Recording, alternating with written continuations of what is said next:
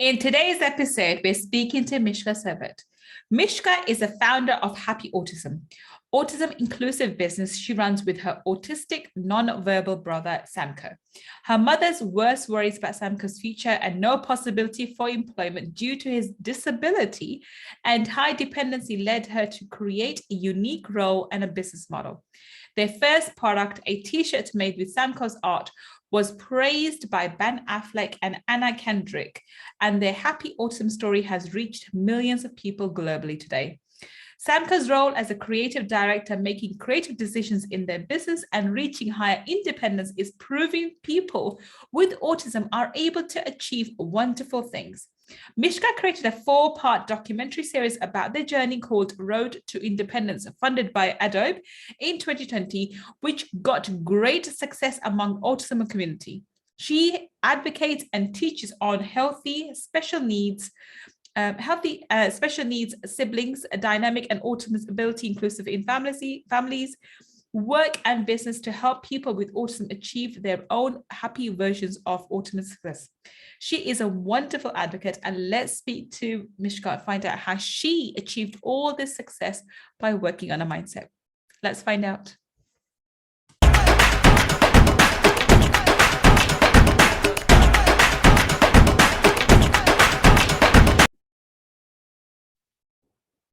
Welcome. This is Gull, your money mindset expert. And today we have something amazing for you. We have something a bit different, but an individual I'm sure you're going to fall in love with, just as I have when I came across her story. And I thought, oh my goodness, I have to have her on my podcast. So as you heard from the intro, she is one kick-ass young woman, I should say, young lady, but she is an amazing individual too. So let's welcome Mishka Sibert. Hi, Mishka. Hi, Gull. Thank you very much for inviting me to your podcast. I'm so excited to be here. Thank you so much for agreeing to be a guest for us. So, Mishka, everyone's heard your intro and everyone's heard how amazing you are, but in your own words, I would like you to tell people what it is that you do.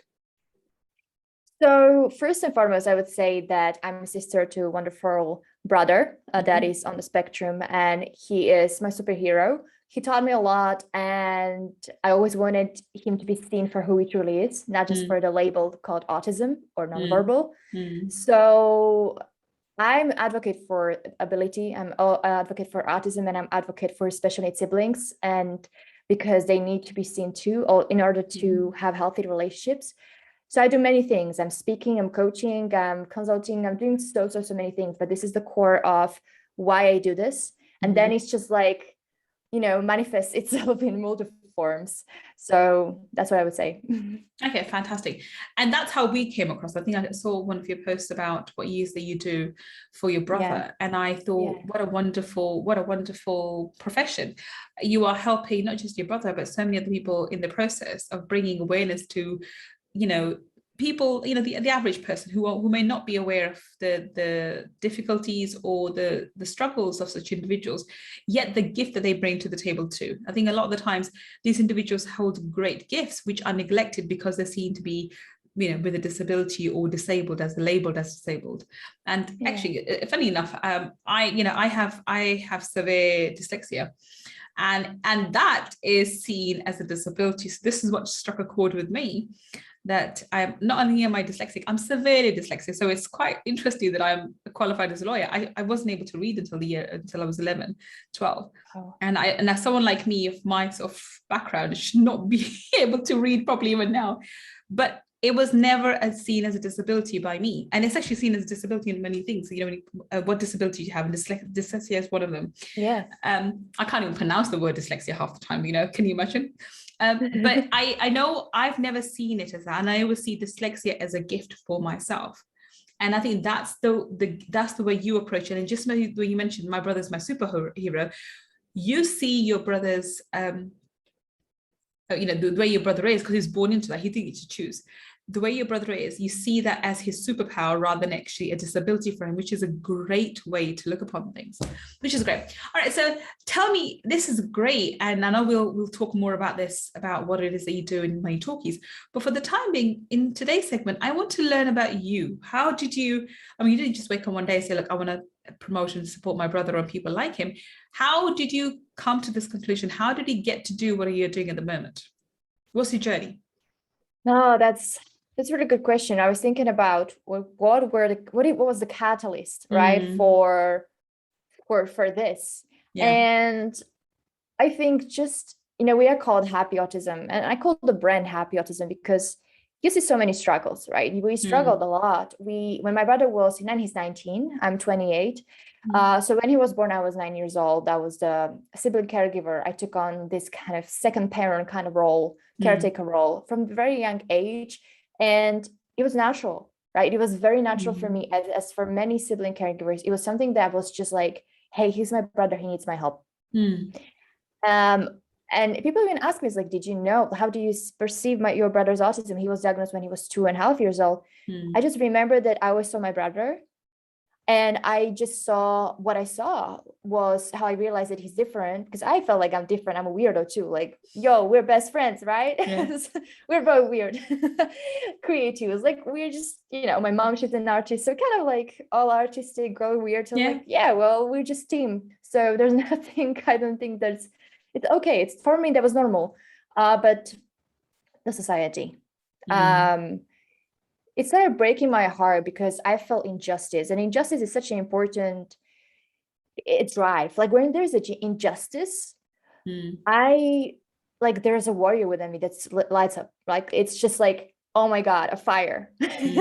So what I started feeling is that, oh my God, you don't see how amazing he is. So why are you calling him these horrible words? Why are you giving these labels? Why are you calling him stupid? Why are you calling him psycho? And that was from children, right? For example, or that was from those angry and very aggressive people and parents, and their reactions when we were at playground, or when my brother was stimming, like dancing or moving his body or pointing with his hand like this, or doing something that is different, he was immediately judged. And that was so, for me, heartbreaking, because I was bullied as a child at school because I didn't have many friends. I didn't have any friends from the whole class for a few years, until I moved to a different class where there were more intelligent people. So I experienced being excluded from the society, right, from community. And I felt the pain. I knew how heartbreaking this was. So, but I could voice, I could fight back. I could say something. My brother could not. He's nonverbal. He could not fight for his place in the society. So I believe that was the main thing that was building up and building up. And then I just started realizing, okay, fighting back with anger doesn't help, doesn't do any good. I cannot do this, because it just creates this bubble of anger, and it's conflict, more conflict, more separation. So I was like, how can we unite? How can we find a common ground? How can I be the bridge between these two worlds? So I realized, well, educating people, because people fear what they don't know, but it's unknown for them. Exactly. Yes. That was my big why, and that's how it started, this whole journey. Okay. So when you recognized that, how old were you? I was a teenager, so getting into adulthood. I think I was maybe 17, 18 when I started realizing these things. And then because then I went to study to London when I was 19. At university. So I went to study media, and I already knew that I want to use media as a platform to advocate for change, and that my brother was an inspiration for that. I wanted to spread the message. I already knew that was the intention. And I even wrote an impersonal statement for the application for university. I was like, hey, one day I actually wanted to create charity. So I didn't see it as business at all. I saw it as charity because I felt like I want to advocate for this change. I want to advocate for these voices. So that was my first idea, was charity. But then I went to university and I became a freelancer. I was a photographer, filmmaker. I was a freelancer in the creative industry. So I knew how to use my gifts to make money and to be happy and independent. So then when my brother brought his first painting home from his school, he actually went to new school when I went to new school. It was very magically kind of connected. And he was introduced to art therapy. So I was in London and he was doing new things like art therapy, music therapy at his new school, and completely approached towards like supporting his skills that are practical. But by the way, just where was home for him? Home for you was London. You were at London at the time, but where was he? Was home? He was in Slovakia. Okay. Yeah. So he was in Slovakia, but I saw him every 2 months because I really missed him and I went home a lot. And there was a good connection between London and Slovakia, so I was grateful for that. So I flew home a lot and I tried. Of course, it was hard, but it was heartbreaking for me to be separated from him. But and that was the one thing I wanted to have him close to me. Like I just wanted to part of him. I wanted to have with me. So when I came home one day during the summer, and I saw his beautiful art, I was like, wait, you cannot draw, you cannot read, you cannot write, you cannot speak verbally the way other people do. You can communicate non-verbally in other ways, but you cannot do so many things, and you've got this ability, right? And so what can you do? What are you able to do? And I saw this art and I was like, whoa, dude, this is crazy. Like my mom and I were blown away. We're like, okay, you can paint. Well, I know how to turn creativity into business, into job. Well, what if I created t-shirts? This way we can show your art to the whole world. We can show the world what amazing things people with autism can achieve. I can wear a piece of merch, a t-shirt, a part of what you created, your voice, your energy with me, and I feel connected to you because I crave that connection as a sister. And you can be seen and heard and can create some money and feel that you have a place in this world and you have important role in this world, that you have a purpose. Wow. Okay. And that's how the business was born, right? Yeah. And how long have you been doing this? How long ago was this? So this idea for the first t-shirt, when I had actually first sample, was in 2016. At the time I had no business knowledge, right? I had just like my freelance, and I didn't realize that freelancing and running an e-commerce business or online business are two separate things. Yes. So different. So I failed a lot because I didn't know things. But many amazing things happened. So with this idea, just with this message, I came to my friend because I was creating over the media contacts, and one of my friends was a press journalist. His name is Boris, and he's from Slovakia, and he traveled to London to do this press interviews with Hollywood stars.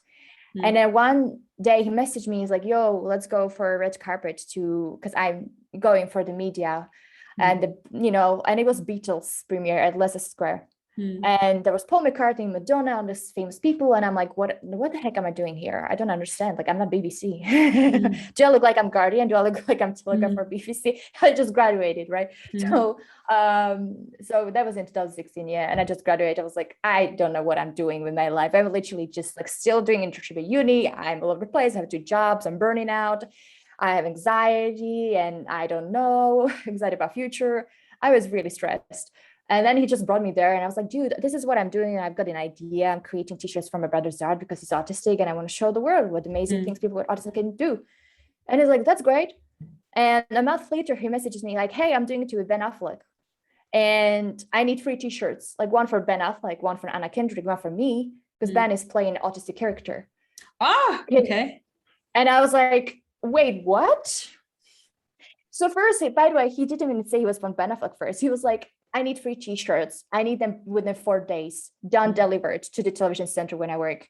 And I'm like, can I ask for who? And then he said like Ben Affleck. And I'm like, wait, 1 second. I don't understand what's happening. Well, I don't have business yet. I'm like literally just like learning about these things. I'm like, I just have small print, the guy that he's got business and he's helping me out, and we're just printing this and doing this. My first design, I don't know what's happening. I don't have a community. I don't have social media even. Like I don't have anything.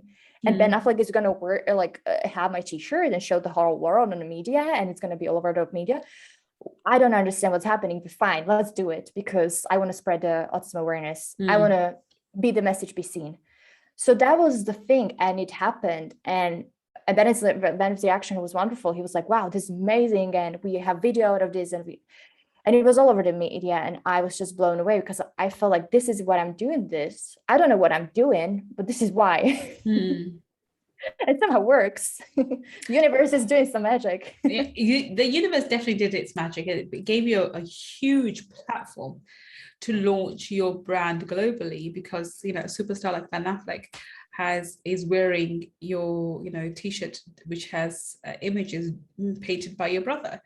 And it's just very fitting, because if he's playing an autistic person and the t-shirt he's wearing is advertising or making people aware that autistic people can create art and do something, and they are very, very creative in their own different endeavors, that this is what's possible for them. So this is amazing. It's absolutely amazing. Yeah. So that's really, really pleased to know. Okay, so that, when did this, this huge publicity event take place with Ben Affleck? It took place in 2016. Okay. So yes. literally you just started and this happened. I didn't even have a product that was launched. Like I just had samples. Like I was just like, so that was the good thing that I had samples, because I could test it out that it's good enough to be given to someone like Ben Affleck. So I just had samples from the guy that was doing the merch for me, and it was like from small business. It was like really, really like, just like, let's try it out, like let's test it, right? So we didn't even have even launch. But with the Ben Affleck, then I was like, okay, we were actually about approaching to the launch, but that was a big thing. So we didn't sell that many things, because I'll be honest with you, I felt like I was a failure, because I was burning out at the time. I was going through very hard mental health, one of the lowest moments in my life. And something like that happened, and I didn't have energy to use this opportunity. I didn't have abilities, so let's use this word, I didn't know what to do. I didn't know what should I do with this now. So I just, we sold a few t-shirts, and we had something like, but I was still like learning. I wasn't prepared for this maybe, but I'm very grateful that it happened, because then I used this story later when we actually properly launched with the business idea, with the business plan, and all my knowledge in March 2020, funny enough, when the COVID started. So that's when we really launched and properly. Okay. But those 4 years were a big learning curve for me. They were ups and downs, and I learned a lot. And I was learning a lot about mindset, about mental health connected to a business, about entrepreneurship journey. What does it mean to be a business owner? Marketing, community management, everything, relationship marketing, like so many things, right? And so I could actually everything that makes a business. Exactly. Everything. Yeah. Everything. I mean, you're right. Having a solid business idea is one thing. Launching it and making a success out of it is another. But you need to have the passion and the motivation behind it, which you did. Which is, it's more than the money. It's to showcase to the world how an autistic person can be a part of a successful business and give so much back to the society. And I love what you said, that early on that you're all widows. Aren't we all? I mean, actually, anybody who's an entrepreneur will tell you they are a weirdo. They are unique and they're individuals. I can promise you, right? So I've been, when I look back at my life, I've always been a bit of a loner, and people haven't understood me. I've worked extremely hard because of dyslexic. I didn't have time for, all the friendship stuff, because I was too busy studying. Failure wasn't an option, so I was too busy studying, and I didn't get the grades, but that's through sheer bloody hard work. All right, so it was a lot of hard work, and then after that, you don't connect with people around you as well, because you are different, you think differently. Yes. Even now as an entrepreneur, I connect to people at different levels, but it's very unique for me to connect with someone fully, because entrepreneurs have this, I think the wiring is different, the way you think and the way you behave, and what's important is different. So this ability to be by yourself and be a loner is a master one. It's something that you need to have as a skill as an entrepreneur, which seems to be serving you very well, because that's who you are. But that's also allowed you to recognize the genius behind your brother, because so what if he's not able to communicate verbally like you and I? He probably communicates through his art to a gazillion people in a gazillion ways, which you and I, well, I definitely can't. I'm not an artist, are unable to do so. Yes, so I love that. I love the idea. I love the idea of not seeing your brother as a victim and seeing him as empowered, as a superhero. And this is when we start this conversation. You said, look, my brother's my superhero. I love that phraseology, because we're so used to seeing anyone who's different as disabled. Anyone who is not able-bodied as disabled. And there's I wish I could remember his name, the very famous motivational speaker who doesn't have arms and legs. He doesn't have legs. Yeah, I know which one you mean. Yeah. I wish I could. I know his name, but it's just I can't remember it at the moment. It's on the tip of my tongue. But I love how he empowers people. He's not a victim. He's married. He's got children. He's living his life to the fullest. Yeah, a lot more than most fully bodied people are. Exactly. But he refuses to see himself as anything less than you and I. He's not, right? The limbs don't matter as long as your mind is. And this is what you're bringing to the world and telling people, yes, my brother doesn't speak the way you and I do. He may not have certain qualities that you and I do, but he excels in others, and therefore he deserves equal amount of respect, sometimes probably more, because he struggles a lot more. I find that I have done academically really well, but I've done well with notwithstanding the fact that I couldn't read. So people who actually succeed with even withstanding their shortcomings or their struggles, I think they deserve more respect, because phenomenally, they're not only are they working hard to get to where they get to, they're also fighting prejudices which are against them as well, which I'm sure your brother subconsciously a little picks up, if not consciously. So tell me, how has this amazing business venture of yours and this amazing publicity from Ben Affleck and everything that's come after it, how has that helped you to further your cause about autistic people? How, in a way that what comes to my mind straight away is hope. It gave me hope that, okay, whoa, it was great timing, because look, I was the only one that believed in this crazy idea, right? As you said about people and entrepreneur mind being that we are different, and you know what it's like when there are many entrepreneurs that don't have family with their entrepreneurs. In my family, my mom, she's not an entrepreneur.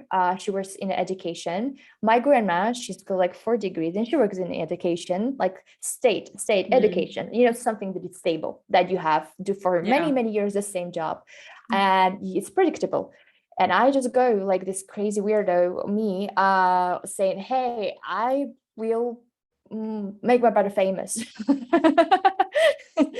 So this is what I told my mom. It's like, because I feel like he should be seen. Like he should be seen for who he is, not for those labels. I want to show the world what he's able to do, what other people with autism are able to do. And I want this idea to get out. I want this message to get out. And I don't know how to do this yet, but I'm going to invest a lot of money, a lot of time, a lot of hard work into figure this out. And my mom many times look at me like, well, okay. She, in fact, her worries about his future were the driving force, one of the driving forces also, because she constantly was telling me, it's like, what will happen to Samko? What will happen to and I just saw that it was the stress and anxiety was really, really affecting her. And it was really affecting her happiness and health. And I wanted my mom to be happy, obviously. I wanted us to be happy. That's why it's called Happy Autism. So, and I was like, my parents divorced and she was going through such a hard time. It was just like my mom and I and my brother together in this together. Like we were very isolated. So yes, as you were talking about being lonely, I was alone a lot when I was a child. I spent a lot of time with my brother alone, and I kind of got used to being in this hermit mode, being in my own little world also, and just believing like a very highly optimistic person into my dreams. I was being a big dreamer. So I was like, okay, I'm just gonna keep going because there's a big why. And he was in the next room. And I just want to make this world a better place. Even might sound like cliche, but I really wanted to make this world because I cared about what our future will be like together, right? That was the driving force for me. So when I talk about this story with Ben Affleck, it just brings people kind of hope. They're like, whoa, like it's Ben Affleck, it's a Hollywood star, it's in media, someone with autism. And I'm like, yeah, and I'm showing them the realness. I'm showing like, my brother is my brother. and I'm just me. We are just siblings that really love each other and really want to show the world how positive and joy and spread the joy and empowerment. And this is what we do. We are not like, yes, he's my superhero, but we are humans, you know, and celebrities are humans too, which I, of course, realized through working in the media and working with some celebrities. But I wanted to show the people's like, autism success is possible. And yes, you will be taught many things. The prejudice is strong. Yes, you will be put a lot of breaks and limitations in front of you by doctors, by experts, by people, by anyone. By so-called experts, yes, of course. By so-called experts, yes, and by people that think they know your child. They think they know you, and they think they know your sibling. And I was like, hey, I don't care you've got degree. I respect, but I don't care. I see my brother the way I see my brother. Like, I'm very stubborn. My mom didn't see things that I saw. She was clouded with her mom duties and a lot of responsibilities on her shoulder. And she was still doing a great job. It was super hard. Of course, she failed in other things, but nobody's perfect. And I was like, hey, like, I see my brother. So let me show you. I love that. I love that. I love that. I see my brother, and now I'm going to show you how I see my brother. And I think this has been your mission. And on that note, we're going to wrap this up. But I think that is an amazing thing to end on. I think far too many times we don't see the true person behind the disability. We're quick to focus on the disability and not see any of the strengths behind it. And I'm one of those optimists. I really do believe the device energy is never unfair. It may take away certain aspects to you, but it gives you amply in other aspects, other skills and other abilities. And therefore, there is no such thing as a disability. There's just different abilities. And I think that's what you're showcasing. And that's why I support you. And I think you're doing an amazing job. And I think your brother is amazing too. I've seen some of your artwork and I've looked at some of the things. It's just phenomenal. I'm not much of an artist. I just know when something's amazing. But I think it's wonderful. So tell us, Mishka, how can we connect with you? How can the audience, buy your merchandise and, just give us details. How can we connect with you on the online space? First of all, thank you for your lovely compliments and your support. I really appreciate that. And yes, and also I'm very amazed. I don't know how he does it too. He picks colors. I call him the color expert, by the way, and he does it with hands. So you can buy our merch, and currently you can also commission his art, by the way. He's doing that. He loves doing it through our website. It's called happyautism.co. And you can see all the options, everything out there. And also you can connect with us, which you absolutely love, saying hi to everyone and connecting with our lovely community through Instagram and Facebook. You can search us at not Mishka Sibert, that's my Instagram, at Happy Autism. Fantastic. And for those, if those of you who are listening to this on the podcast, the links that Mishka has just mentioned will be in the show notes. And if you're watching this on YouTube, then down below in the description section, we will have the links to all the website, to her website and her social media handles as well. Thank you so much, Mishka, for being such an amazing guest with us on a Friday feature. It's been a different story, but one that's worth mentioning because I think you guys are doing an amazing job. We wish you the best of luck for in the coming years and months of the years you've got around with your e-com store. But I think we need to have you back for Money Talkies so we can talk a bit more about the mindset element of it. So we would love to have you back, and then we'll talk to you on Money Talking. But for the timing, thank you so much for being such an amazing guest. Thank you. Thank you very much for having me. And thank you for listening to me, Mishka, today on Friday Feature. I will be back on another Friday Feature with another amazing guest, speaking to them and finding out how they changed their life by working on the mindset. Until the next time we meet, this is Gull signing off. Take care and bye for now.